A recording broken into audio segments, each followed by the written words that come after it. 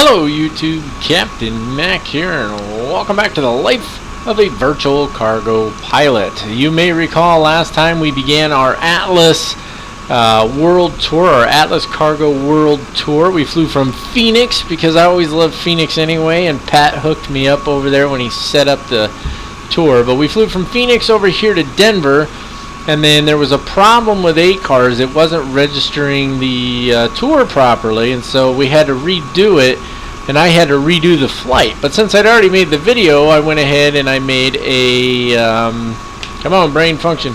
I made a oh wow, I can't think at all right now. Time lapse, there's the word I'm looking for. I made a time lapse video of me repeating this flight, and I uploaded that, and that probably got, in fact I know it got uploaded and made public before the first flight for this series, Phoenix to Denver. So you guys got to see the condensed version, if you will, of that flight before I released the full video. So I hope you guys enjoyed that. I'm still waiting on feedback to decide whether or not doing some more time-lapse videos is something you guys want to see. But today we're going to be flying from Denver all the way across, or most of the way across the U.S. to KORD, which is Chicago. Now I looked at maybe getting an add-on airport to take care of Chicago. Drizzwiki Designs has one, and I think Fly Tampa or FS Dream Team, I don't remember. Somebody else has one too, but they're just too much money, and I just can't justify it, especially right now with Flight Simulator 2020 coming out soon, and you can guarantee that I'll be picking it up as soon as it comes out. And with the new PC build just about to get underway, but still needing a new graphics card to really top it off, I just can't really justify spending money on an add-on airport that I'm probably not going to use very often, and I've got quite a few already anyway. With that being said, that PC build is looking pretty good. We did get quite a few donations from you folks, and you guys are so generous and amazing, and I really appreciate it. We got just about everything we need to do it, and I think we're going to kick it off anyway here pretty soon once all the parts that I ordered come in.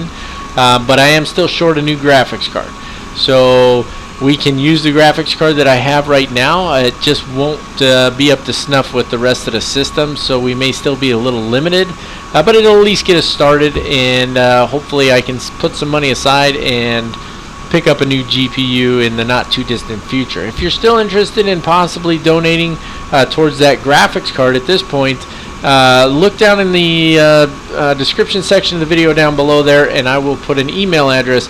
Contact me directly at that email, and I will give you my PayPal information. And of course it would be very, very much appreciated, but I'm not going to try and force that on anybody, of course. That sounds weird anyway. I just want to change my view for a second here. Why are my pilots not loading? Like, where are my stairs? That's kind of weird, right? That's kind of weird. I wonder if that's a GSX thing. Okay, I'm going to just look at this real quick, and then we're going to get started, because we don't have time to mess around with this. You can't do it while services are active. Alright, well, it is what it is. Maybe we won't have pilots on the airplane, but we're going to be there either way. So what do you say we climb up in the office and kick this thing off? Welcome to the flight deck, ladies and gentlemen. We are going to dive right in. I've got ground power on the aircraft already. We're not going completely from cold and dark. We've checked our circuit breakers. Our battery switch is on. We need to come up here. Standby power switch needs to go into the auto position. Fire detect panel needs to be normal. And it doesn't say to do the test here, but it seems to me that this is a good time to test it. Just hold it till it stops, and then you're good to go. Fuel control switches, that's down here. Those are in the cutoff position. By the way, this is our power up checklist here. These all in the cutoff position down here. Start knobs are closed. Those are the guys up top. So that's open, that's closed. Alternate flaps are off and disarmed, and that's always hard to see from this view, but alternate flaps are where? That's gear up there. Alternate flaps should be down here somewhere, right? That's stab trim. All of a sudden I don't know where my alternate flaps are. That's flap override there, but that's not alternate flaps, is it? Why can't I find... Oh, I know why. Because I'm an idiot. They're right here in front of my face. Imagine that. Yeah, moving on. Landing gear lever is down. A flap position indicator and lever agrees. So flaps are 0 and position is 0. It doesn't show anything on there, so that's good. Weather radar is off. Electrical power is on the external power. Main and APU battery voltage can be checked. You can do that by going to this one. I'll pop it up for you there real quick. And so there's your main bat volt and your APU volt. And so for the main, we're only running one side of that APU, right? We're not running both sides so that we can operate the nose, or not the APU, but the external power. So we can open. My brain is not functioning properly right now. So we can operate the nose cargo door, so we're only using the external power from one side, and that's why it shows 0 on the other side. Okay, enough about that. Exterior lights. It seems to me nav lights are the way to go. That seems to be what most of them are saying, so we're going to go nav lights. But for this one, we've got that lower beacon, so we're going to put the lower beacon on as well. And then interior lights are fine, and ground interphone is set. And so all we need to do is hop down here, and we should have... Let's see what checklist we got here. This is just pre-flight, so we don't need we haven't done that one yet. So that takes care of our power-up checklist. Okay, so Lord willing, I'll remember how to talk as we press forward on our procedures here. We're going to jump right into the pre-flight procedures and checklist now. So exterior safety inspection has been completed. We need to take care of our oxygen mask over here. Looks good to me. Emergency equipment is good. Maintenance status has been checked and is good. Primary ICAS, all of those messages make sense. They're all going to be there until we start getting things closed up, turned off, turned on, whatever. No smoking, fasten seatbelt sign is back here on this one. It's just fasten seatbelts nowadays. Ground test switch, this is all the way up top here. So all of these need to be normal. So if the cover's closed, then they're normal, right? Or they're in the position they're supposed to be in. So all of those, all the way across here, that's ground test switch, flight control, shutoff valves, gen field, man reset, APU field man means manual, by the way. Manual reset, split system breaker switch, all of those closed. Okay, test number 1. You should only see this light on test number 1, and on test number 2 you don't see it. EEC maintenance, those are all normal and guarded as well. Moving on. IRS mode selectors, I could have stayed up here. They're in the off position, and then it says FMC initialization. So to me this is weird. We're going to go to nav, because that's where you go first, and then align, because this is how you initialize the IRS system. And then we can hop down here, go to our FMC. We're going to check our data here. So we are 747-8F with Gen X 2B67 engines. We have the proper AIRAC cycle. Go to position initialization, put in our reference airport. There we go. Go to the next page. We can take a look at our reference airport, 39, 51, 104, 40, and we want something that's close to that, right? So 104, 40, 39, 49, it looks pretty good. So the only reason I stress that, and I've mentioned this a few times now, is because I messed it up when I did the Milviz King Air tutorial. They weren't all the same. And so we ended up 1,200 miles, or it was saying we were 1,200 miles from where we should be. Alright, now let's jump back here. So somebody was telling me, hey, when you do the uplink on this thing, then it lets you load in the flight plan. But I can't do the data link until the IRS is aligned, which it should be by now, because I've got it on the quick align mode. So if we jump back up here, actually, I've got it to tell you. There you go, 0 minutes to align. It's probably on instant. But if you put it on, and in the future I may or may not put it on like realistic time, it'll tell you how long until it's aligned on there, which is nice. And that's an option in the FMC. But they are aligned now. So put all these on nav, and now we can hop back here and you can see that data link is available. So if you go through the pre-flight on the data link, then it lets you upload the flight plan that you saved in your file there, right? So my bad for not getting that right previously. And get used to using this thing, because the PMDG Global Flight Ops eventually is going to use all the functions on here for stuff. So that should be pretty cool. So KORD is our destination. And looking over here, our estimated time of departure is supposed to be 1500 Zulu. So 1500 That's Zulu. And estimated time en route is 2 hours 15 minutes. Interestingly enough, on A-Cars, it's got this as scheduled flight time of 1 hour 37. That doesn't make sense to me. So I'll talk with our COO about that. You know, our database is so big that it's just sometimes things like that they can slip through. But it's probably going to be closer to 2 hours 15 minutes. We are ACY. Where's the C? Right up there by the A. And we are 9101, I believe. Maybe. Oh, come on. This thing's being a pain in the butt over here. ACY 9101. So the actual flight number is 101. But because it's a tour, you know, so like the 737 tour we're doing, it's 100, 101, 102, and so on. Same thing for this tour, same thing for the 787 tour. So I'm just throwing another number on there to make it more fun for us, because otherwise it just seems like we're doing the same flight over and over. All right. So, and then I don't think you have to actually click anything else. So downlink sync should be good now. So if we come up here and we go route select, yep, Denver to ORD, select it, and then I guess we wait for it to download, because if I activate it right now it won't do anything, right? That seems strange to me. Oh, you see, I didn't see the message. It wasn't available, was it? Now we request. There we go. Request is sending. See, I'm still learning. I'm always learning something new. We all are, right? That's the way it should be. You're not having any fun if you're not learning. And if you're not having fun when you're learning, that's on you, buddy. Alright, Route 1 uplink is ready. Let's load it.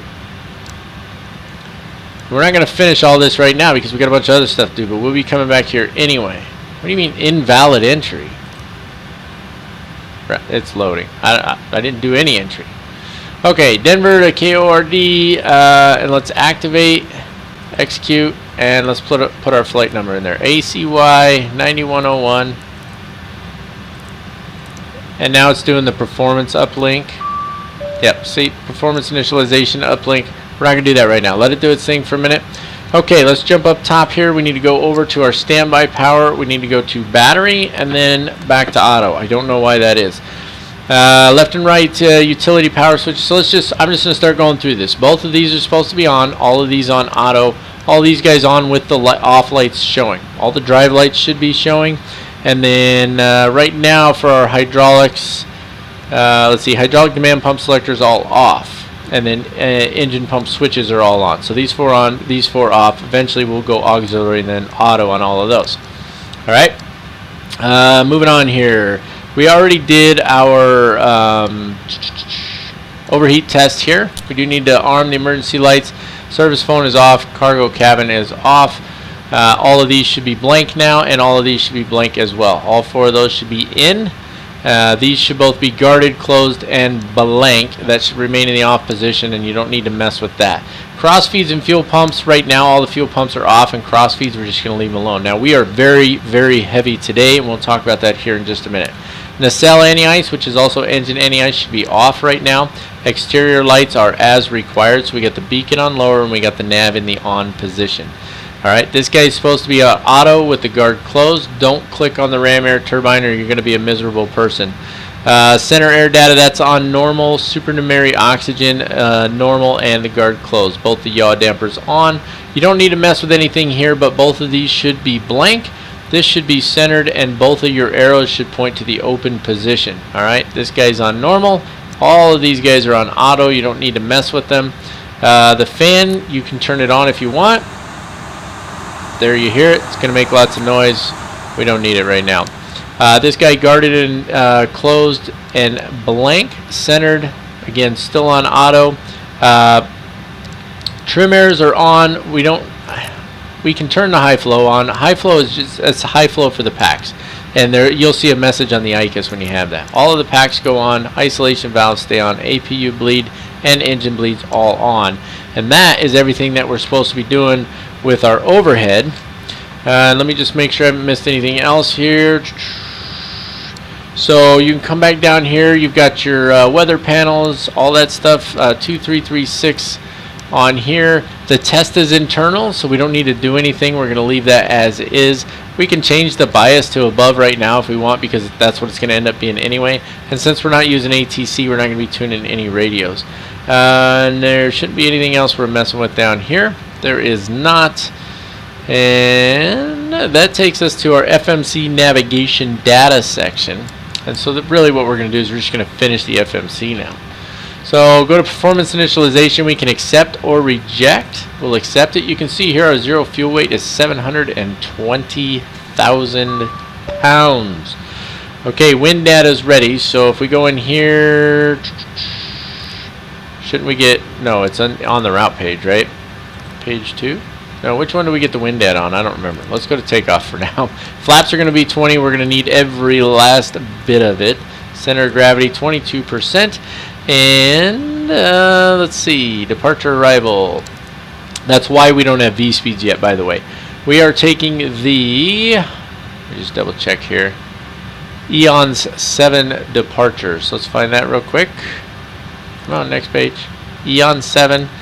And as of right now, based on the weather, we should be able to take runway 35 left, which is ideal for us. So let's find that. 35 left for our departure. No transition for that. Execute. Now if you go to route, let's go legs first. Where's our wind data? Why do I keep thinking it's in there? I know that the descent forecast will be here, but we're supposed to get our wind data here first. If you click on that, it just copies it. For some reason, I always struggle with the wind data. Don't mind me. Let's go back to our takeoff page here. So it's going to be 146, 154, and 165. Go to our thrust limit. We're going to do full takeoff, full climb. Again, we're going to need every last bit of it. And why am I not getting my wind data? Shouldn't that be on the legs page? I swear it should be on the legs page, not on this one. Oh, performance, thrust limit, nav data. I don't know. On the VNAV page is where I can go to get my come on, brain function. Whatever. Forecast, request, sent, or send. Yeah, I don't know. Isn't that wind data supposed to be on here, you guys? It is. I know it is. You're supposed to have a little thing there, and you can click, and you can get the rest of it. And for some reason, that's just not showing up for me. Or maybe I just have it all wrong. I probably have it all wrong. Knowing me. Okay, moving on, because we're not going to sit here and mess with it all day. What else we need to do? TCAS system test is internal. Transponder code is set. Transponder mode can go to transponder if you want. So that's just one click, and there it is right there. VOR and ADF switches are fine for now. We do need to set the QNH or the, we're setting the altimeter. And so we're looking at 2986. So if we go over here, it's going to be this guy, and we got to go down. Right, look at that, 2986, first try. And I got them synced up, so that means all three of them are good now. What else we got to do here? Doobie-doobie-doo. Yeah, it's got all this stuff up here. So let's dive right into this. So flight directors need to come on. Auto throttle is already armed. We said we're 165, so 170 is our MCP speed to start out. Man, 165 is our V2, you guys. We're rotating at 154. That gives you an idea of just how heavy we are.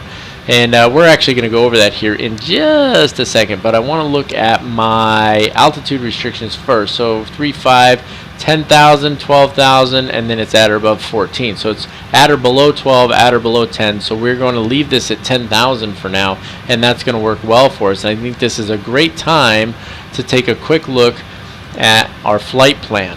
All right. So flying from Chicago, or not from Chicago, to Chicago from Denver, scheduled to depart at 1500. We should be on time, maybe even a little bit early. Looking at our fuel real quick, 350 is going to be our altitude, by the way. Looking at our fuel here, trip fuel is 49,870 pounds, 15 minutes contingency fuel. I think I need to change that because it's supposed to be 45 minutes. So I'm going to have to look at that in SimBrief, but we're going to leave it as is for now. Alternate fuel 24,000 pounds. Final reserves 12,609 pounds. And our block fuel is 94,894 pounds. Let's go down here and take a look at what we got on board. We have 284,500 pounds of cargo. Our zero fuel weight is 720,000 pounds. Our max zero fuel weight is 727,000 pounds. We are 7,000 pounds shy of our max fuel weight, folks. That's awesome. Let's see. The max fuel that we can, let's see, 94 fuel 94.9. What are you talking about? We don't have 94,000 pounds of fuel on here. Takeoff weight, it shows 812,900 pounds with a max of 812,900 pounds. Landing weight is set at showing max as well, but that's not right. We don't have 94,000 pounds of fuel, right? Yes, we do. We got 94,000 pounds of fuel. What am I thinking? So 94. So our takeoff weight is going to be at the max, and our landing weight is going to be at the max. That's crazy, right? But I don't understand. Well, no, that makes sense. So we'll be at our max landing. So we're going to have to actually look at our landing weight, and we might have to hold somewhere to burn off some of that extra fuel before we land. I'll take a look at that when we get there. All right, we'll take a look at taxi and departure briefings here in a little bit. Let's get back over to our checklist here. Auto throttle switch is armed. Bank selector is as we want it. Altitude is set to 10,000. We've got our V2+5 in there. Runway heading is going to be 353 degrees. So let's put that in here real quick. There we go. What else? Looks like everything's set on here. Just double checking everything. Heading reference switch, FMC source select is good. Alternate gear extension switches are off. That's these guys here. What else? Speed brake lever is down. Thrust levers are in the idle position. Parking brake is set. Stab trim cutout switches, those are these two down here. Those are closed and guarded. We've already got our FMC takeoff data taken care of. MCPC speed is set, and then that takes us to the actual pre-flight checklist, which on here is battery switch is on, standby power switch is auto, hydraulic demand pumps are off, parking brake is set, landing gear lever is down, flat position indicator and lever agree, fuel control switches are cut off, anti-ice, the nacelle anti-ice is off, oxygen is checked, emergency exit lights are armed, and the altimeters are set, and we can pre-flight this. Oxygen flight instruments are good, and that takes us to our before start procedures. Alright, so the first thing that I want to do here is I want to get the APU started. So let's right click once and then twice, and then while that's starting up, I'm going to use the ground power to close the doors. So we'll use this guy over here, FS actions, doors, we'll close all. And that should work for the nose door as well, I do believe. No, it does not. Close. Oh, you know what? You can't do the nose door until you tell this guy to go away. You got to go to service vehicles and you got to release. And the only reason I put him out there is just because it looks better when you're in that external view, right? Anyway, next page, close the nose door. Okay, while those are closing, I want to jump over here and take a quick look at our EFB because we haven't done that yet. So let's initialize the flight and go to our performance section here. And we are going to copy the FMC data. All right. So that's going to put some of it in, but not all of it, right? So thrust rating is going to be takeoff, max thrust, flap config. Flaps are going to be 20. AC is going to be on. Anti-ice is going to be engine and wing. No, anti-ice is going to be off. We're not going to need anti-ice. It's not that cold today. What was our center of gravity? It was 22, right? Yep, 22%. Hop back over here. And if you click on, actually click on show keyboard, then click here, it's a lot easier. 22, and then hide keyboard, and that takes care of that there. And there was something I was going to look at, and I can't remember what it was now. Oh yeah, I wanted to check the wind. Duh. Okay, so the wind is variable at 5 knots. Now, I've never tried to put that in here, so let's see how that works out. Let's put VAR/05. Let's see if it takes that. Invalid entry. So, oh, you know what? Let's try. It's VRB is the way it's written. Maybe I just wrote it wrong. VRB/05. Let's see if it takes that. Nope, it's not gonna take that either. So we don't really have, we're not going to be able to really put our wind in here because we don't have actual wind conditions. So it is what it is. Alright, so what else do we need? We need wind to be able to calculate. No, we need runway condition. Runway's dry. And we need the wind. So we'll just say it's variable. Runway heading's 353, so let's just call it 350 at 5. How's that? Because I don't know what else to do. Because you have to put it in there to make this work. Alright, so now we'll calculate. We'll see what that gives us. Takes a second. Show full. 45, 54, 65. How does that compare? 46, 54, 65. So they're pretty close. And somebody was telling me about the reason that is, and I got to be honest, I forget exactly what he said. I was trying to do two things at the same time, so I apologize. But anyway, so I'm not using these. I'm using what the FMC says. I'm just going through this for your guys' benefit, really, to be honest with you. Okay, so you got airport info, all that. We're good with that. I'm good now. But let's go to our terminal charts real quick. We're not going to use them in here. Literally, every time I turn this thing on now, it wants me to log in. Every time. I don't get it. Why does it keep doing that? It's got to be something with my computer. It really does, because anyway, doesn't matter. Whatever. Edit clip real quick. Departure is... what was it again? I forgot. That's fantastic, isn't it? I should know it when I see it on here, though. It's the ME7, right? I gotta look. Eon 7. It's the one right above it. There we go. Take that. Complete. And then go to ORD. And our arrival is going to be Fight 5, I guess. Edit clip. And we're looking for arrival. This guy here. Complete. Go back to Denver. Pull up our airport chart. Put it on night mode. And there we go. We've done that. I'm done messing with it now. Alright. What else do we have to do here? Why is trim air off all of a sudden? Wait, what's going on? Pack reset. Let's put the APU gen on. Let's make sure all our doors are closed. Doors right there. Doors are all closed. Fantastic. Put that back on checklist for now. And what else we got here? Flight deck door is closed and locked. Hydraulic demand pump selector 4 needs to go to auxiliary, and the other 3 need to go to the on position. And then fuel pumps all need to come on. I have a feeling that we're going to need the crossfeeds for now, but we'll see. Let's see, duct pressure, that's good. LNAV and VNAV, we can arm those. What the heck? Oh, it like froze for a second or something. Let's hit recall real quick.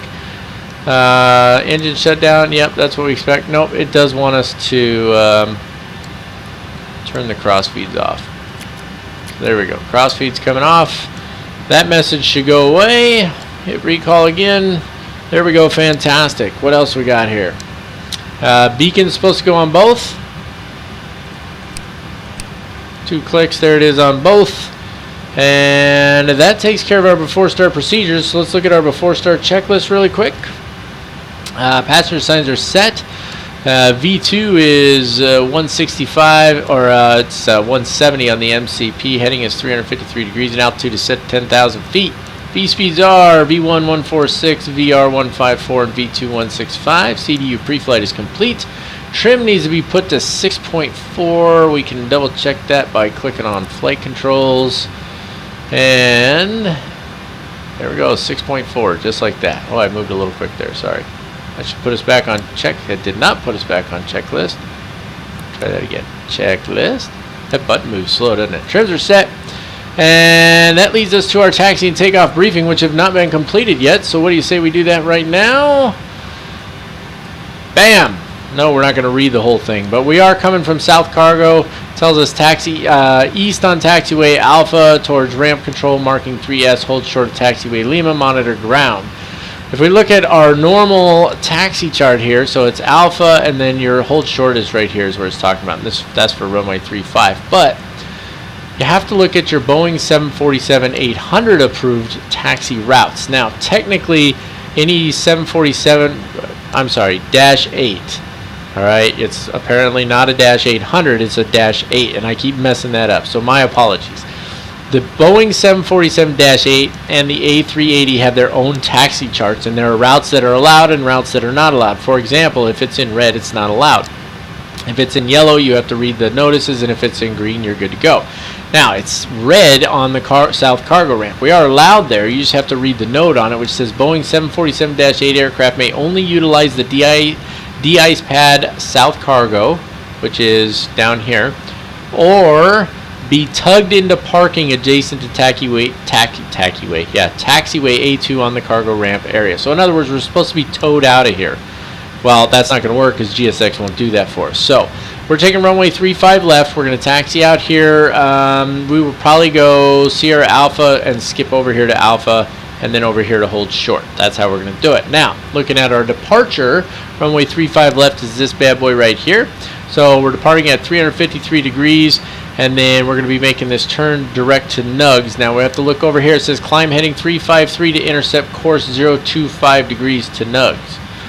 Not really sure how that works out, but that's the way it's going to be. And then it's a right turn to 080 out to high def at or below 10,000 feet. That's why we put an altitude restriction on our MCP.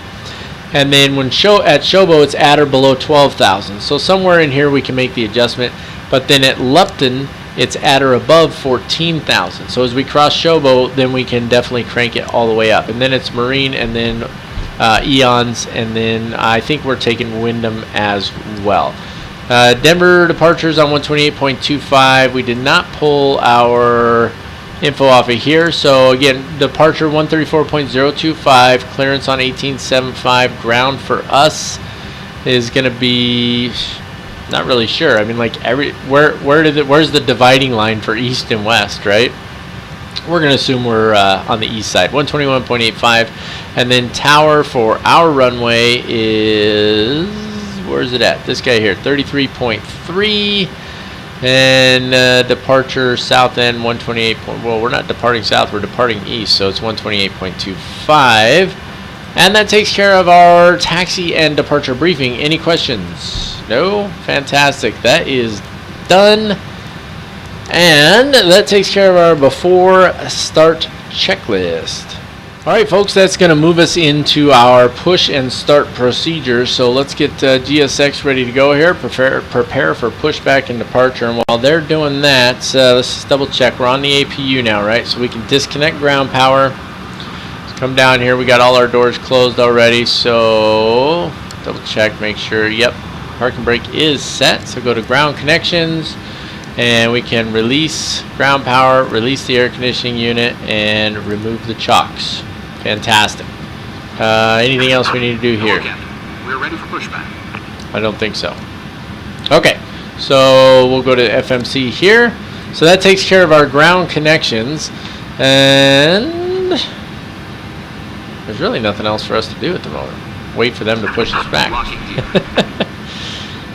Okay, so we got everything ready to go for the start. Alright, so we can use both APU gens now if we want, because our doors are all closed up. We're going to start 2 engines at a time. It's going to be 1 and 4. You're going to click on the 2 start knobs, and you're going to come down here and you're going to introduce fuel on both, and that's going to be that. Let's put this on the engine page. And what did that say? I missed it. Okay, so we want to use our auto-saved quick edit pushback. Departure check completed. Bypass pin inserted. Release parking brakes. There we go. Commencing push. Oh, wrong thing. I wanted to pull that up over here. Start at will. And I want to look at... That's the one I wanted right there. Yeah, so we can actually look at our engines when we start them, because it's always fun to do that, right? So nice view. Let's hop back inside. I just needed to set a key for that real quick. Alright, so 1 and 4, 1 and 4, and you can introduce fuel right away. And there you can see 4 spinning up.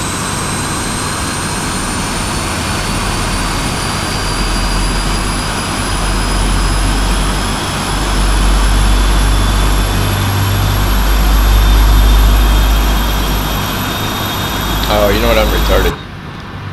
Packs 1 and 2 are supposed to be off. How did I miss that? Yeah. Pack control selectors 2 and 3 off. But you can do... yeah, it says 2 and 3 off. I did 1 and 2 off. You can do it with 1 and 2 off. Trust me, it works. But I missed that. For some stupid reason, I missed that. I have no idea why. I need to, like... I missed it earlier too. I was doing a flight in this thing and I missed it earlier. So I'm gonna put like a big giant star next to it. There we go. Dirt. Okay, moving on here. Just waiting for those to finish spooling up and stabilize a little bit. You can see they're in auto start mode. I think I get in too big of a hurry. I'm trying. I don't want the videos to be too long where you guys get bored watching me trying to figure out certain things. This pushback is a little obnoxious. They're going to go way past this point, come all the way back around. It doesn't make any sense. Hold on a sec, my wife's here. What's up, gorgeous? Okay. I'm going to get this thing going. It's a pretty long flight, and I need to munch on something. I'm starving.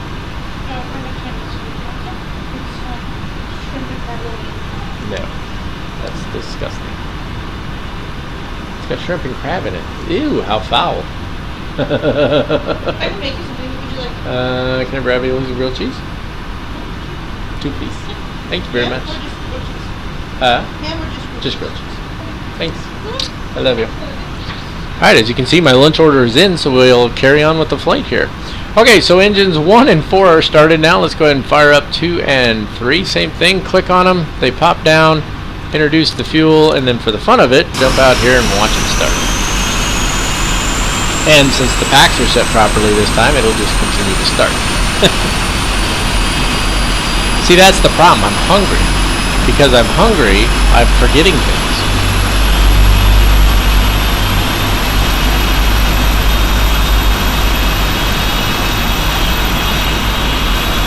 Isn't this airplane gorgeous? Oh, it's absolutely beautiful airplane. Okay. Let's let that finish coming up, and then we will take a look at our after start checklist, which is before taxi on the checklist that we're using down here, because that makes sense. Okay, I heard the start valves kick off, so that's good. No, I didn't. I heard something go click. Those will kick off on their own. Set parking brakes. Waiting your confirmation for good engine start. There's 1, there's 2. There we go. That's a good engine start. We can give them confirmation. You can turn that feature off. I don't mind having it though.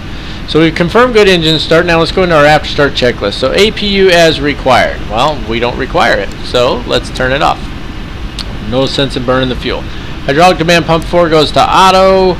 Cargo heat switches are good. Engine indications are normal. Oil quantity, you're supposed to check it after 30 seconds. So if you look down here, here's your oil quantity. And it doesn't say how much is supposed to be there. So I have no idea. The cell anti-ice says required. We're just going to put it back to auto. Tow truck disconnected. There we go. Auto brakes need to go to RTO. A lot of bouncing back and forth sometimes, right? Put those on RTO. Flaps need to be set for takeoff. It's going to be flaps 20. So there's 5, there's 10, and then all the way down to 20. Stab trim is set. It's at 6.4. Rudder and aileron trim are both set to 0. Flight control check. Let's, we can do this right over here. So it's that one, right? It is that one. Fantastic. I went to do this earlier, and my controls were all out of whack. It was really weird, actually. Okay, full left. Full right. Left is clear. Neutral. Right is clear. All the way up. All the way down, and neutral again, and then full left on the rudder, full right on the rudder, and neutral. And that takes care of our flight control check. We can put that back on our nav page, and then switch back to this guy. And let's turn on the airport and zoom that down a little bit so we can actually see our taxiways, because I think that's a really cool feature, even though we know where we're going. Moving on. Let's see, auto brakes are stab, trim, rudder, flight controls, primary ICAS, recall, and check. So hit the recall switch, hit it again, TCAS off. It should be off because it's not on yet. ACAR's off, block time confirm, and we can start our clock as well. I think it says on here later on to zero it out once you're getting ready for takeoff. But anyway, okay, so after start checklist, APU selector as required. Packs, we didn't turn packs on, did we? Packs need to come on. There we go, fantastic. Recall status has been checked, reference speeds are checked, flaps are set to 20, trim is set, flight controls are checked, and auto brakes are set to RTO. Wrong button. Let's put this on checklist. Come down here. I'm trying to remember to do this. So anti-ice is auto, recall is checked, flight controls are checked, ground equipment is clear. That takes us to our before takeoff checklist, which we don't need to do, but I mean it's just setting the flaps anyway. So we can put this back on engines. We can hop over here, and that takes care of our after start and before taxi checklist. Alrighty, let's get that taxi light on. Runway turn-off lights can come on. In fact, we can also turn on the wing lights, and we don't need logo lights. I always forget to do the light test. If you right-click it, you can test all your lights too. So, just something to keep in mind. I always forget about it though. Anyway, jumping back up to a proper view here. Track hour coming on. Not yet. I got to put my track hour hat on. You know, you would think that after making somewhere in the neighborhood of 170 of these videos that I would have like certain things down pat. Track hour coming on, little jump, there it is. But instead I still forget things over and over again. Brakes off, throttle's coming up, and we're seriously heavy, you guys. Trying to get this headset adjusted now. Come on, baby, let's go. We're gonna need all we can get to get this sucker moving. Look, she doesn't want to move.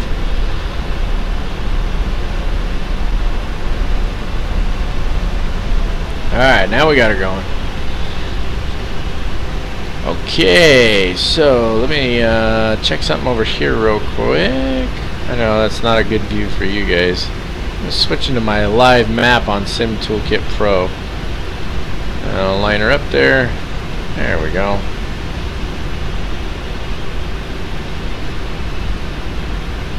Alright, that's enough of that. It's just kind of being a pain in the butt right now. So, okay, so I'm going to go ahead and finish this taxi up because otherwise you guys are going to get bored out of your mind, and I will see you guys when we are holding short of the runway. Sound good? Sounds good to me. Alright guys, so there's 3.5 left, and here we go hanging a left. So I don't know what it is. Every single time I fly for the last 2 weeks, every time I check the weather when I break away right before taxi, I check the weather to make sure that we're still going to the same runway, right? And every freaking time, the weather's the same.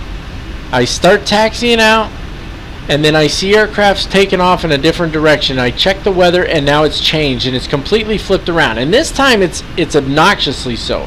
Our weather was variable at 5 knots, if you remember correctly. Our weather is now 160 at 11 knots, gusting to 20. Did a frickin' tornado blow in? That's driving me nuts with active sky, and it keeps happening every single time I fly. It's driving me crazy. So I just thought I'd come on and share that with you guys really quick. So I am now going to taxi all the way to the other end of the runway, and then when we are lined up and holding short, we will hop back on and we'll try this again, and hopefully by the time we get there the wind hasn't switched directions again. Alright, so here we are holding short of runway 17, right? It's still going to be the same departure for us. We're just going in the opposite direction, some different waypoints, but we still have the same maximum altitude restriction. It's just at a different waypoint at Kidding, if we need to be at or below 10,000. So let's take care of our before takeoff checklist here. Cabin report has been received. Weather radar is going to come on. We need to zoom this guy out at least 10 miles, and let's get our TCAS on as well. Only 2 clicks. Doesn't go all the way over like it does in the other Boeing aircraft. But you can see, oh, you gotta be kidding me. I'm just, it's unbelievable to me. The utter stupidity of the AI. It's absolutely incapable of even determining that there's an airplane around. He wasn't even there when I pulled up. Where'd he come from? I give up, people. I'm frustrated. Okay, transponder mode is set. We already set the bias to above. Packs 2 and 3 are going to remain on. Let's turn our landing lights on and our strobe light on. And let's turn our track IR on. A little jump. There we go. And the throttles are like all out of whack. See that? Like this TQ6, I'm telling you guys, I've mentioned it a few times lately. Don't buy a TQ6. I can't. There's nothing in this world that I can do to get it to calibrate properly. I've used their software. I've used other software. I've used the FSUI PC. It's garbage. This thing sucks. I hate this thing. And you know, nothing against the guys from GoFlight. Seriously, nothing against them.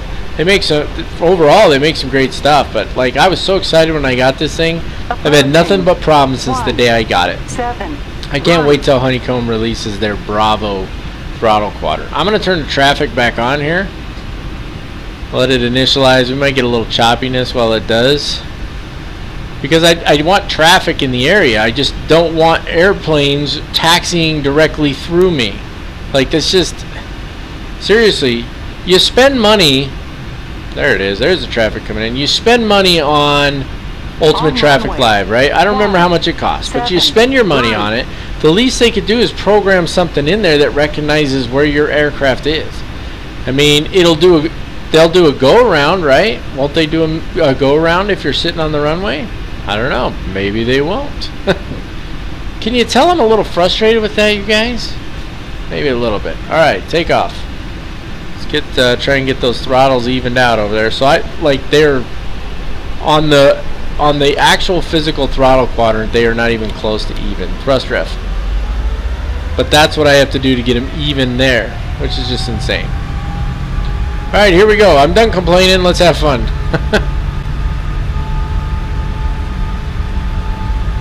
I don't know, maybe bringing the air traffic in is going to cause issues because we're getting choppiness now. Probably a bad idea. I can't believe that Southwest plane just pulled right through 80 me. knots. Ooh, look at that. Look how long it took us to get to 80 knots, you guys. That wind is gusty.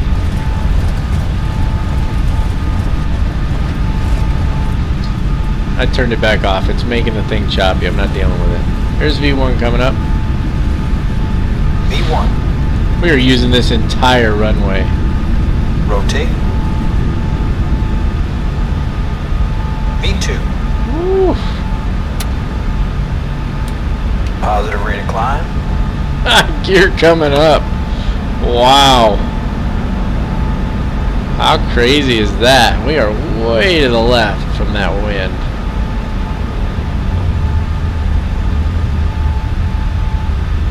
How would you like that for a takeoff, huh? Takeoff and then that immediate left turn.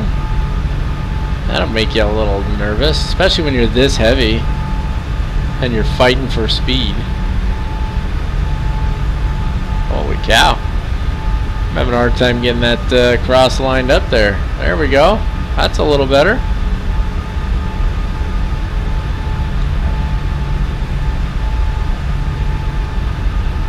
Should be switching to climb thrust here pretty soon.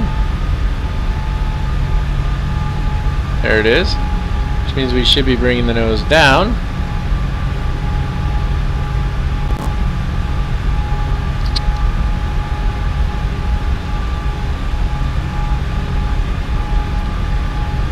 I don't know why it wants me to bring the nose up right now. I need that speed to come up.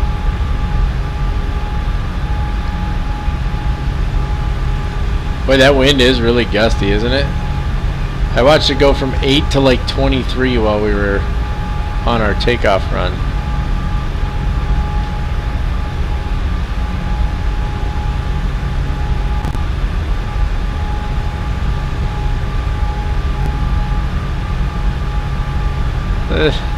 The flight director's kind of all over the place sometimes, isn't it? Like, you get on it, as soon as you do, it moves. Like, a lot, not a little bit. Like, see, I got on it, and then it dropped down, and then it came back up, and it just kind of all over the place. Fuel override 3 and 2 off. I'll look at that in a second. We're a little busy here. Come on. There we go. Woo! Busyness here. Going to flaps 5.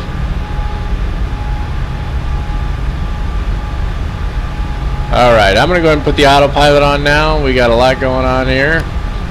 There it is. Tracker coming off, little jump. There we go. And we can go to flaps 1 now. I was apparently doing a terrible job flying there because all of a sudden it's doing just fine. Let's take a look at our after takeoff checklist. So landing gear is up, flaps will be up here shortly, packs are on, exterior lights as required. We got a couple thousand feet before those need to come off. Altimeters, once we hit standard or go above 18,000, we'll go to standard. Now, the fuel override 3 off. I want to take a look at that real quick. If we jump to our checklist here, and I think we can go flaps all the way up now, right? Oh yeah, flaps coming all the way up. So fuel override 2 and 3 off. So it says an override pump 2 switch is off and fuel quantities are not in tank to engine condition, right? So that's these guys here. So I think it just wants these on. Let's see. See if that gets rid of it. Look at that. It sure did, didn't it? 'Cause those were the overrides. You see? Okay, normal menu. After takeoff, flaps up. Gear up. After takeoff, checklist complete. And that means, ladies and gentlemen, you guessed it, it is time for some of that obligatory elevator music.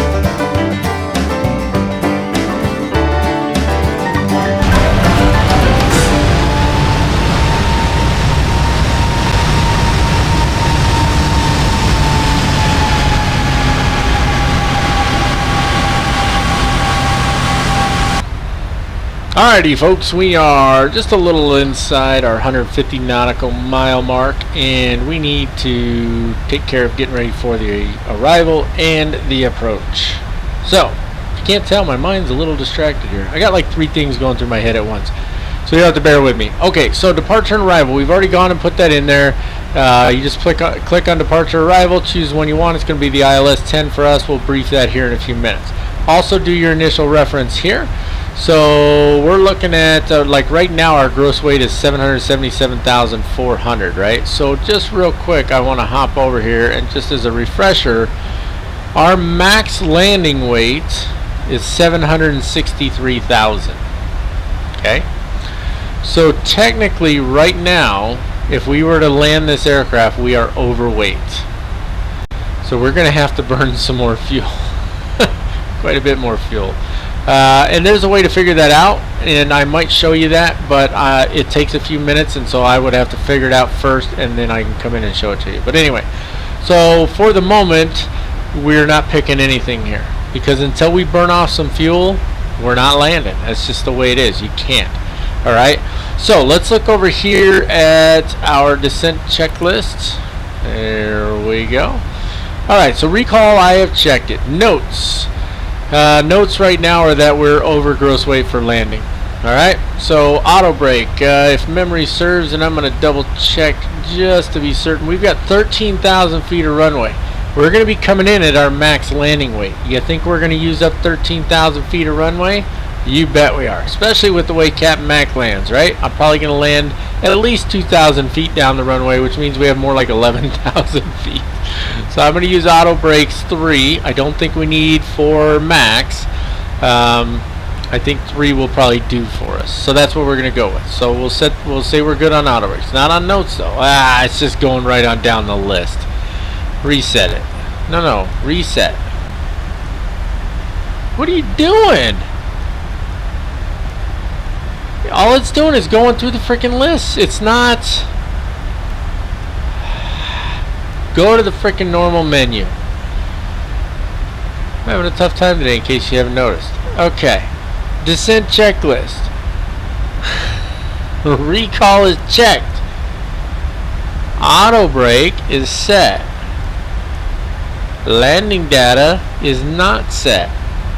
Approach briefing. Okay. Thank you. That was a bit of a pain in the butt. Alright, let's take a look at our arrival and our approach here. We're coming in on the Fight 5 RNAV arrival, I guess. Fight, Fit, Feet, something. I don't know. ATIS is on 135.4 with airport elevation at 680 feet. Coming in out here at Myers, down to Say, Benner, J-Bags, B-Hawk. At B-Hawk, we need to be between flight level 220 and 260. Bang it right to 102 degrees. 120 degrees would be bad. Bang it right to 102 degrees down to Stennell, I guess. At 280 knots at Stennell, between flight level 210 and 17,000 feet. Down to Cup at 280 still, between flight level 180 and 15,000 feet. Down to Champion probably, and then to Colesby. And at Colesby, it's between 15,000 and 13,000 at 270 knots. Then it's down to Fight, 250 knots at 11,000 feet. Now, we're not carrying on from there because the way our approach is set up. Let's take a look at that. ILS 10 right approach. From Fight, we're going to bang a right and cruise out to Arist, right here. All right? So, coming up here to our briefing strip, ATIS on 35.4, approach on 19.0. Tower on any one of these 4 frequencies, and then it says for these 2 runways it's those frequencies. Let me tell you, Chicago's a crazy airport. I'm going to show you the ground chart here in a minute. We're going to be on the south, but that's only for 10 right and 28 left, so we're not on that one either. For ground, we're going to be on 21.9. Yeah, there's a lot going on here. Ground south is 18.0, so maybe we're on 05, so we're probably on that one. There's a lot going on there, guys. So, localizer frequencies is 111.1. That's funny. 1111 was my platoon number in boot camp. That's right. Final approach course 093 degrees. Glide slope intercept at Bugsy, 2,300 feet. It will be a normal Cat 1, I believe it's called a Cat 1 ILS when it's just a normal ILS, right? If I'm wrong about that, please let me know down in the comments. Now, for a missed approach, climb to 4,000 feet on heading 093 and inbound on the CGT VOR 336 degree radial to CGT VOR and hold. So if we look at our plan overview here, coming in at Eris 093 degrees, Calzo, Burke, Cisco, Pratt, Carly, Bugsy, Pop Me, and then bam, there's your missed approach, right? So at Eris, we're out here down to 8,000 feet by Calzo. 7 at Burke, 6 at Cisco, 5 at Pratt, 4 at Carly, 2300 at Bugsy Glide Slope Intercept. We got Pappy lights on the left hand side. We've got the sequence flashing something lights. Yeah, that's what ALSF is. I can't remember. I just, for the life of me, I cannot remember exactly what it stands for. Okay, standard Cat 1 ILS decision altitude is 872 feet, and bam! Look at what's going on. I don't think I've ever flown into Chicago. I honestly think this is my first time. So you have got 1, 2, 3, 4, 5, 6, 7 runways here, and 14 if you count both sides. There's a lot going on. We will be going down to the southeast cargo here. There are some special instructions for that. Not too worried about it. And then taxi routes, everything in green, we're good to go on that. And so we are good to go overall. Any questions about the arrival or the approach? Okay, so that takes care of our approach briefing. And I'm going to figure out how much fuel we need to burn off and all that good stuff. And then I will see you guys either while we're in a hold, or I may just wait until we're on the approach. Alright, check it out, I lied. Real quick, let's hop down here. I just want to see, we're coming up on top of descent here pretty soon. So let me change our MCP altitude. We're going to change it to, I'm looking over here, 24,000. And you're going to see why here in a second. Alright, 24,000 feet. So it'll start to descend on its own. Alright, it was a little easier than it's made it sound. Or at least generally a little easier to figure it out. So, we need to be at 763,000 pounds by the time we land, right? We are currently almost 13,000 pounds over that. Okay, we're 10,000 over now, but when I did the math, we were 13,000 pounds over. So that means in order to land, our fuel needs to be at a maximum of 41,000 pounds. All right, 41,000 pounds is our maximum fuel to be able to land the aircraft. So, assuming I will have to do a hold, I made the decision to hold at B-Hawk. Okay, it's a 10-mile hold with a left turn. We're going to be right on that line, so we can hold right there. Okay, if you haven't set up, oh, I do that a lot. If you haven't set up a hold before, oh, for crying out loud. Boy, just every little stupid thing is going wrong right now, isn't it? Don't you hate that when just stupid little things keep happening and you just can't focus on what you're trying to do? Alright, you can see I've got the hold set up here. Let's see, if I click on hold here, it's set up here as well. So, I'll show you how to set this up in a second, but I just want to show you what I did. So it's a left turn, right? But this was set as a right turn. So I changed it. I put 093/L, put that in there, and it gives us the left turn, okay? It's got to be between these flight levels. I put us to 24,000. That's right between them. It's instead of a leg time, it's a distance, 10 nautical mile distance. So that's what I set it at, 10 nautical mile distance. So I'm going to execute that. So it's going to go to that hold automatically. If you go to your legs page, you can see B-Hawk and then hold at B-Hawk. In order to exit the hold, once you're in it, you go to the hold page and you'll have the option to exit the hold. Now, if you're trying to set up a hold, let's say we wanted to set up a hold at fight. Okay, let me show you here. Hold on, I got it. Stupid. Okay. So if you wanted to hold at fight, you can see there's a hold set up down here. It's a left-hand pattern. Okay, entering at 103 degrees and then turning left, and you're doing 7 nautical mile tracks. Alright, so that's what we're going to set up. I've never shown you guys how to do this. So you would click on next hold, and then you just select the waypoint you want, right? So it's going to be fight. Select there. We're not going to execute this when I'm done, just so you know. Alright, so you set your speed target just the way you do speed for a leg. So 250/whatever or 180/whatever. That's how you put it, okay? See how it's got 102 degrees, but it's got it set as a right turn. We're supposed to go in at 103 degrees and a left turn. So you go down here and type 103/L. Click right there. Bam. It's got you on 1 minute legs. We're not doing a timed leg, we're doing a distance leg of 7 nautical miles. So type 7 and click here. And there you go. Once you execute, it will set up that hold. Does that make sense to everybody? It's pretty straightforward and simple, right? Okay. Now, for us, we're going to hold at B-Hawk. The other hold that's in here right now is CGT, okay? And that is your missed approach hold, in case you're wondering why it's showing that. But you go in, you check your legs page, and it should show the hold in there, and there you go. So our hold is at 279 knots between flight level 260 or below 260 and above 220, and that's how you set up the hold. So it's pretty straightforward, pretty simple. That's what we're going to be doing if necessary. You can see we're at 51.9 right now, so we've got just shy of 11,000 pounds to burn, but we're about to start our descent, right?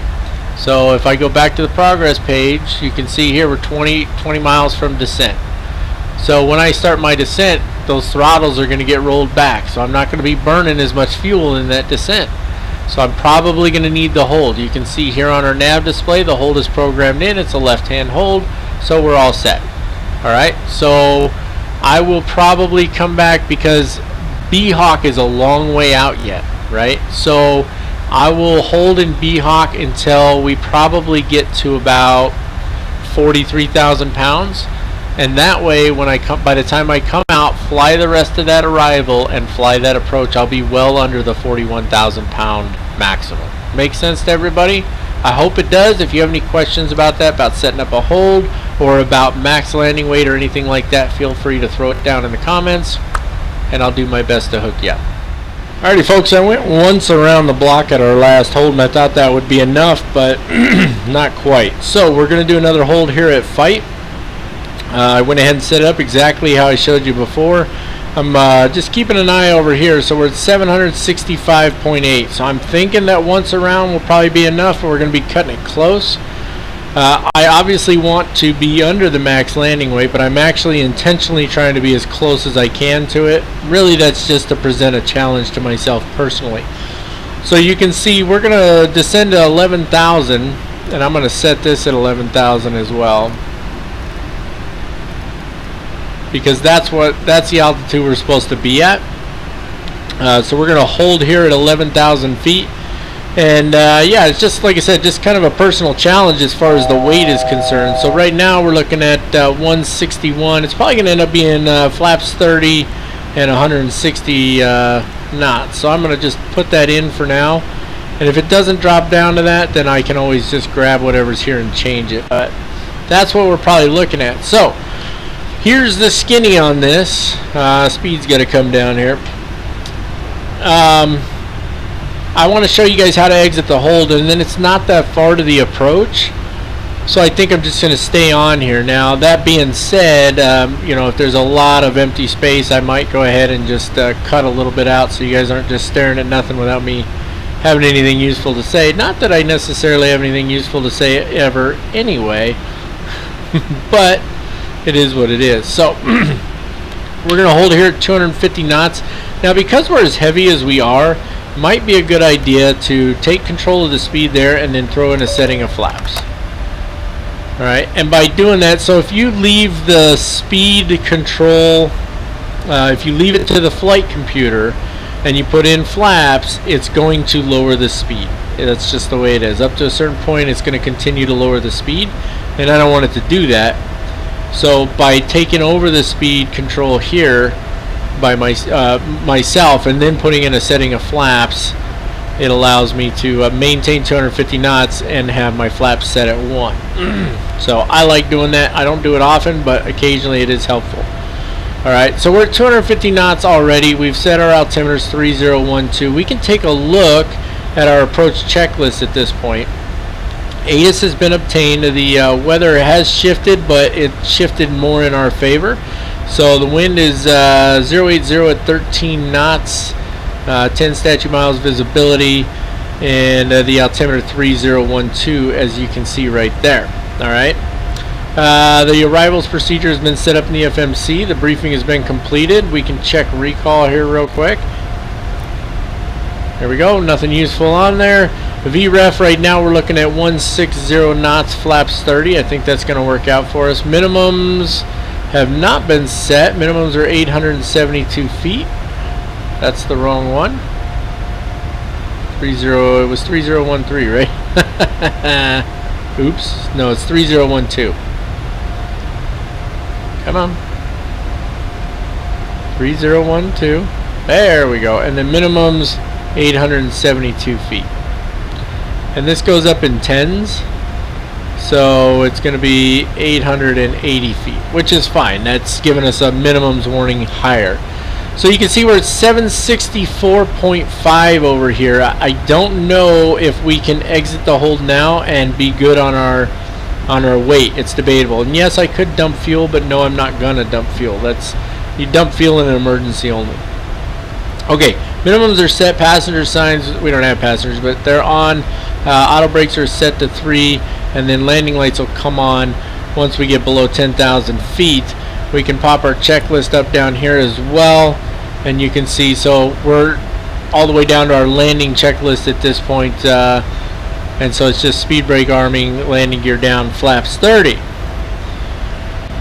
So what are we looking at here? Actually, shrink that down for a sec, put this back on engine. Let's hop down here. So we're burning 7.5 each. That's per hour. We're at 764 on the nose.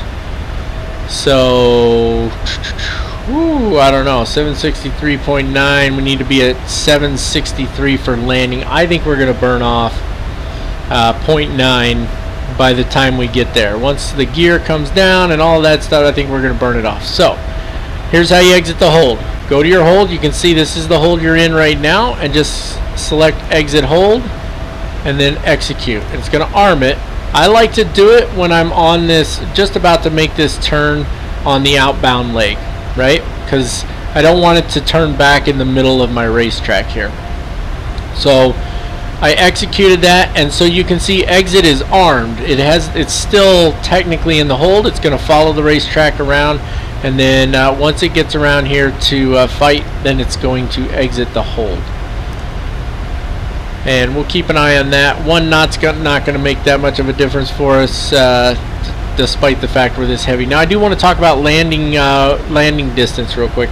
In fact, while we're waiting for it to come out of the hold, we could probably calculate it in here. If we go to performance, oh, I'm on airport info. Turn that off, or just hit OK. Okay, show landing. So we are landing on runway 10 left. What the heck? Something's not updating properly. Yeah, something is not updating right, because we should have runway 10 left in here. And when I look over here, there's a 10 left, 10 center, 10 right, and there's also a 9 left and a 9 right. So it's not one of these. Is there a way to scroll down further? Doesn't look like it. Page down maybe?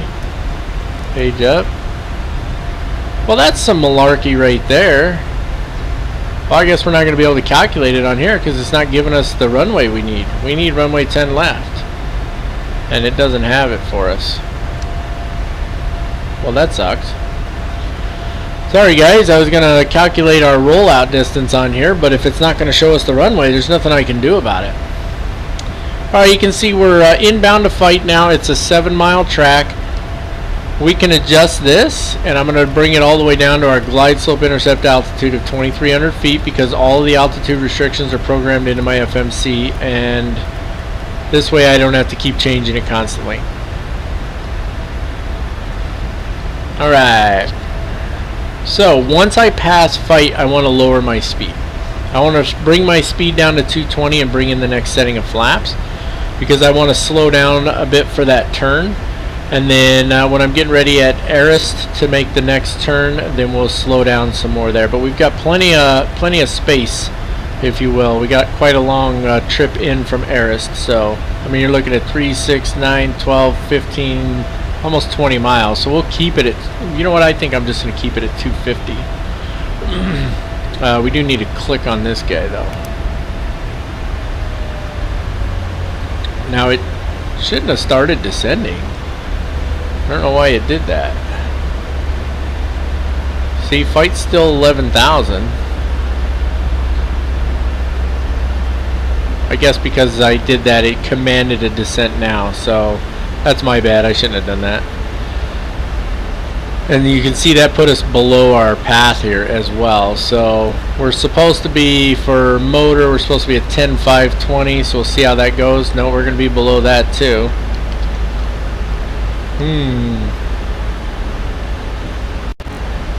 I might have messed that up a little bit.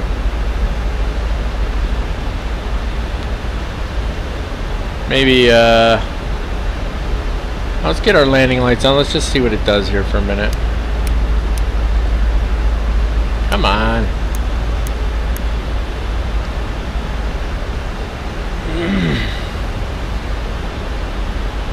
Yeah, see, we're supposed to be at or above 9,000 at Arrest. So let's see if it arrests its descent. See if the aircraft holds 9,000 or not. If it doesn't, then obviously I'm going to have to make some changes here.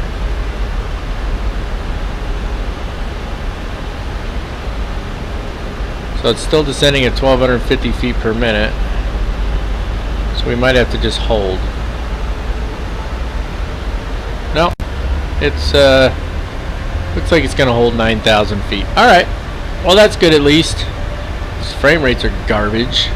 35 frames. I mean, they could be worse, but I would think we'd be getting better frame rates right now. We're out here in the middle of nowhere.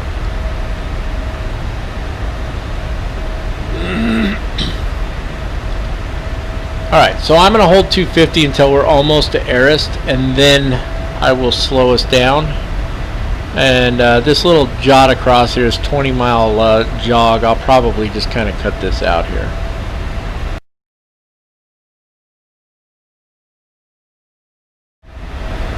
Alright, so we're about 6.5 miles from Arrest now. I'm going to go ahead and bring the speed down. Now we're scheduled for 240 at Arrest, so I'm going to just go to that for the moment.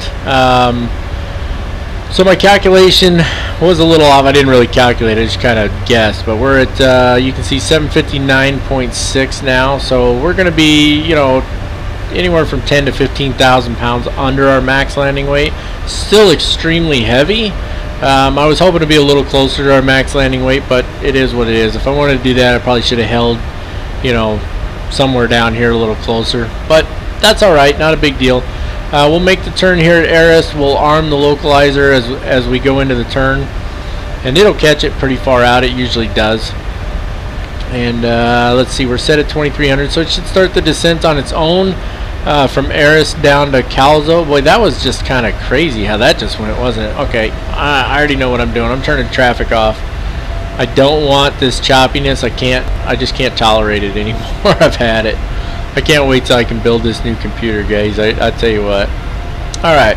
Why, look at that. Just, like, it doesn't make any sense. It must be the airport loading in or something. But it's just really, look at that. It's really bad. Let's arm the localizer.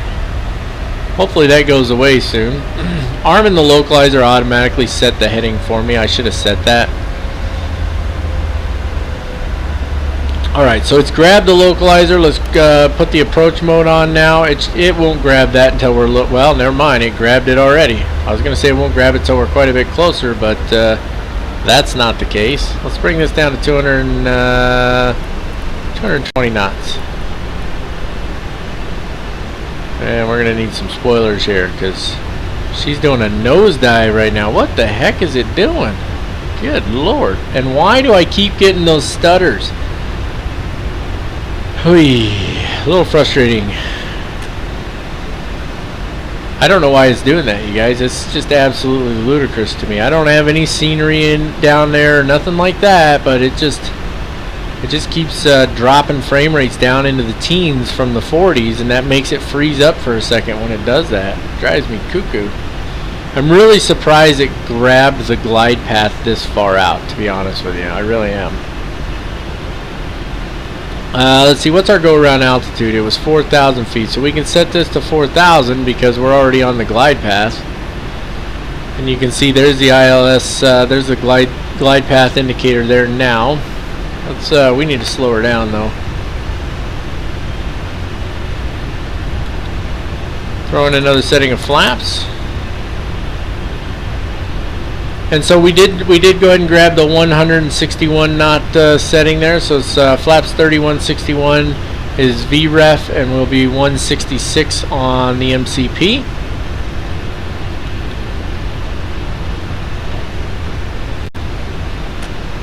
There we go.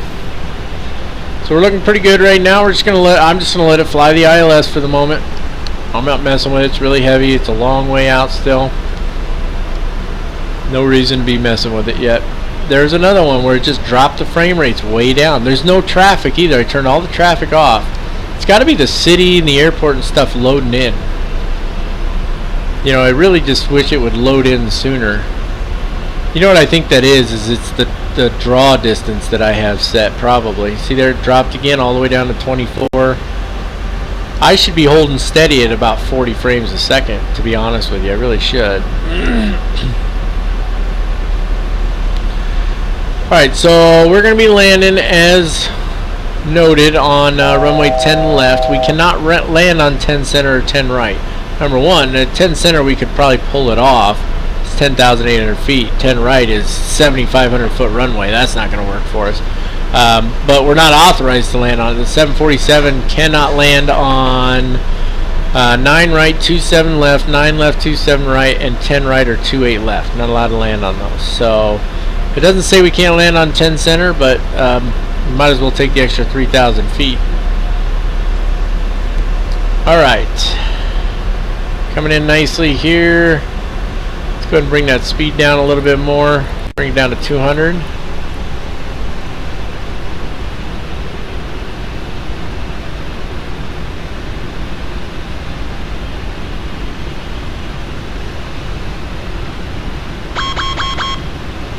Altitude alert. Yes, thank you. I don't know why you're giving me an altitude alert. Oh, because I've got this set at 4,000. We did that intentionally. We're on the glide path. Flaps 10 coming in.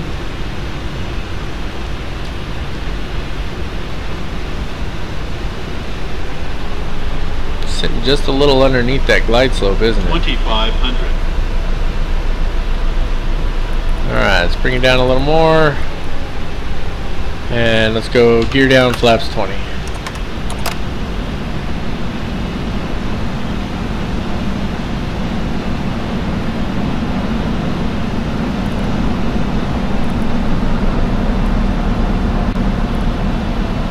There's another really bad freaking stutter. Flaps 25. Wow, look at that. Ridiculous. 166, flaps 30 coming in. Arm the speed brakes. Get at the right view. Track hour coming on, little jump. There it is, and my frame rates are just a mess right now. Okay, landing checklist. Gear down, flaps 30, speed brakes armed. Landing checklist complete. Autopilot coming off. There we go. We have control of the aircraft here.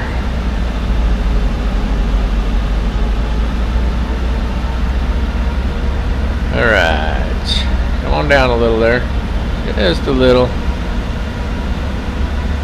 We're still just a little bit under the glide slope, so I don't know why the flight director wants us to descend. That's not going to cut it. Get back up there.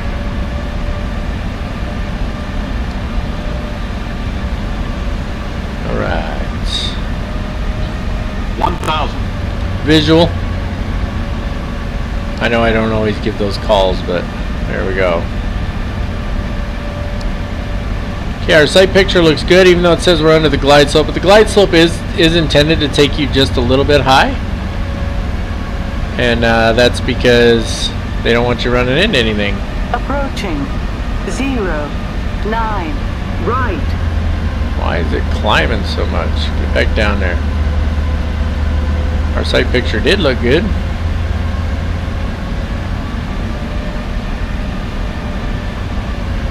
Oh, come on with the choppiness. Ridiculous. I gotta say, just at a glance, Chicago looks pretty good for a default airport.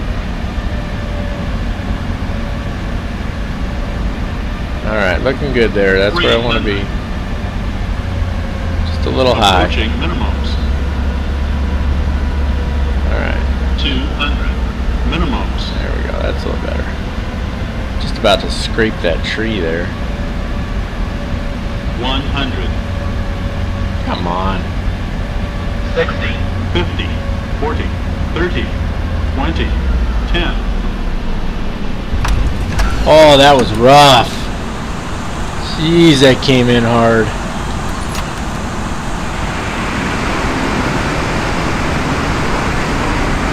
So it's not just our speed, it's our weight that's making it hard to slow down.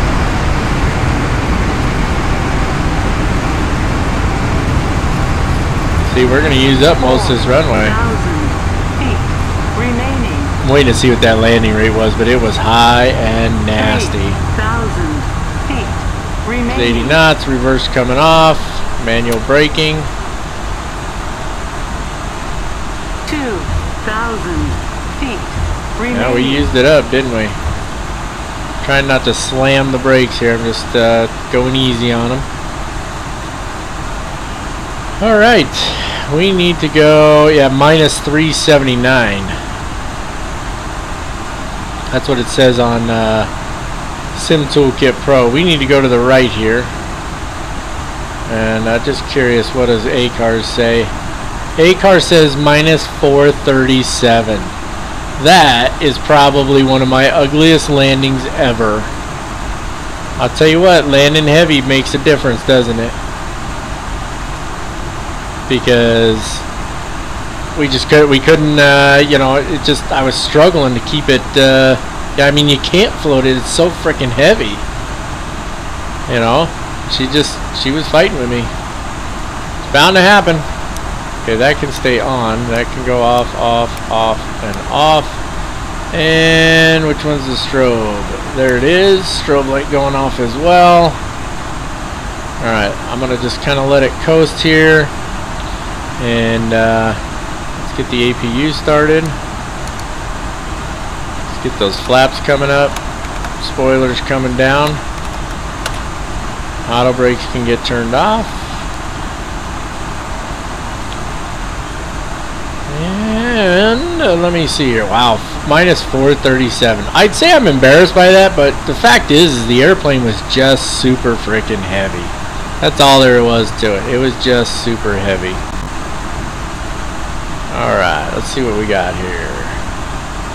I'm gonna take this bad boy right on down. Is this what I want to take? Let me stop for a second. I need to figure out where I'm at here. 10. Was there was no 10 center, was there?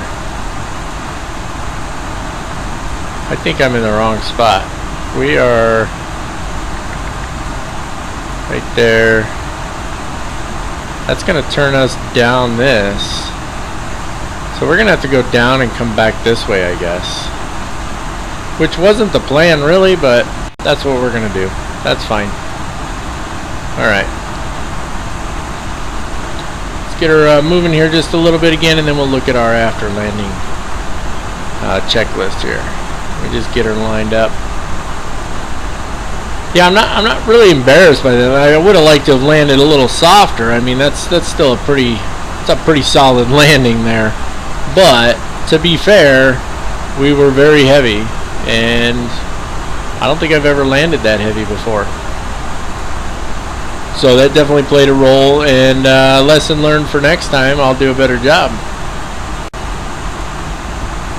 All right, let's take a look at our after landing procedure. Oh! Wow, that was a nice hiccup. After landing procedures, auto brakes are off, autopilot is off, transponder mode needs to go to standby. I forgot about that. That's this guy way over here. Bam, standby. Okay. What's next? Exterior lights as required. Flaps are up. Speed brake lever is down. Weather radar needs to go off. Continuous ignition we don't have on this one. Flight directors can go off. So 1 and 2. Auto throttle can go off as well. And APU is on. Yeah, I know the auto throttle's off. I did that on purpose. Didn't you notice? And then we can, let me take track IR off for a second. Take care of our after landing checklist on here. Yeah, I know it's supposed to be. Go to checklist override, normal checklist, and then it takes us to our shutdown, which means I will see you ladies and gentlemen here in a couple of seconds, a few minutes for me, once I get the aircraft to a parking space. Alright, so among the many problems with default airports, this one's got runways that don't exist. Either they never existed or they just don't exist anymore. I don't know. The taxiways aren't laid out the way they're supposed to, and GSX does not seem to like it, because when I went to, so I found a parking space over in a cargo area, I parked the aircraft, and then I figured, well, GSX wouldn't give me a parking space big enough for my aircraft, so I need to edit or whatever this parking space so I can use GSX, right? And I go in there and it's got the wingspan at 100 feet or 100 meters. 100 meters is the wingspan for this spot. It's more than big enough for this aircraft. So I don't know, but anyway, let's take care of our shutdown procedure. So the parking brake is set, wing anti-ice is on auto, nacelle anti-ice needs to go off. Not really sure why that is. Has something to do with the starting and stopping the engines though. Electric power as required. We're going to make sure that we're on the APU bus right now. There we go, fantastic. Rudder and aileron trims are neutral. Hydraulic demand pump selectors can all go off, all 4 of these. There we go. Fuel control switches go to the cutoff position now. 1, 2, 3, and 4. That'll shut the engines down. Now let's see if we can get GSX to work.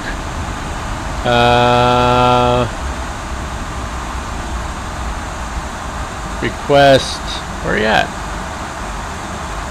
Previous. Request deboarding. I had to go 3 pages to find it. Okay, they'll be asking to open some doors here shortly, so let's jump down here and we can do that. Let's do it on this side. Menu, FS Actions, doors, open. We actually need to go back to, let's see, ground connections. We need to set the chocks. We need to request ground power, air conditioning unit, engines inhibit. The engines are shut off. Ah, there we go. Request that. Return, service vehicles, nose cargo door, request that one. And return, doors, and let's open the rest of them. Nose, side, forward, aft, and bulk. There we go. And that'll get GSX to work. Okay. Fuel control switches are cut off. Fuel pumps can be cut off now. 3, 4, 5, 6, 7, 8, 9, 10, 11, 12. That's right, 12 of them. Window heat's going to go off anyway. And beacon can go off. Strobe is already off. Nav will stay on. Wings can go off. I forgot to turn off my taxi lights as I pulled in. Yeah, big surprise there, right? What else? It says to change your transponder code to VFR. Do that real quick. 1200.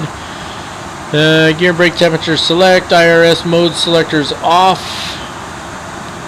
1, 2. 1, 2. 1, 2. Yaw dampers can go off. And what else? There's no cargo is, nose cargo is open, chocks are in place, and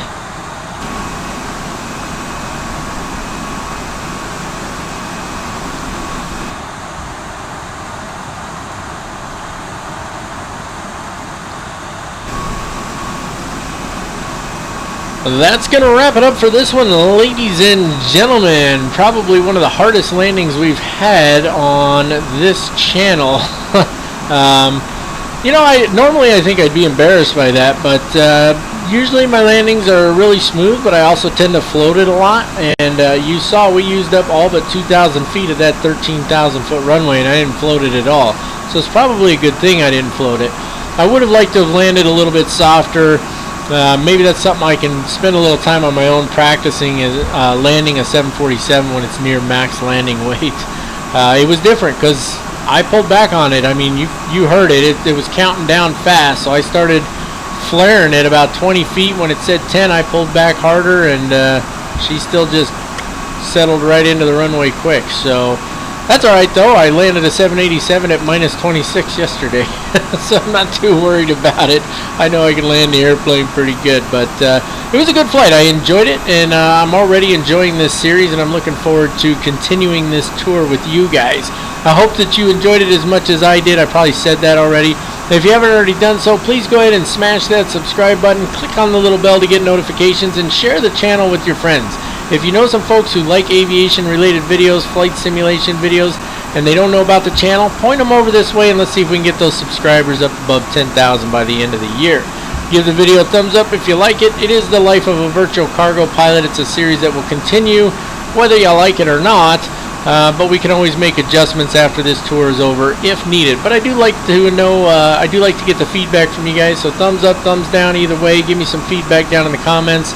And that lets me know how I'm doing and whether or not the content is the kind of content you guys are looking for. That's it. That's all. No more, folks. So, as always, until next time, keep the blue side up unless otherwise instructed by ATC. God bless you all. Thanks for all that you do for me, and have a wonderful day.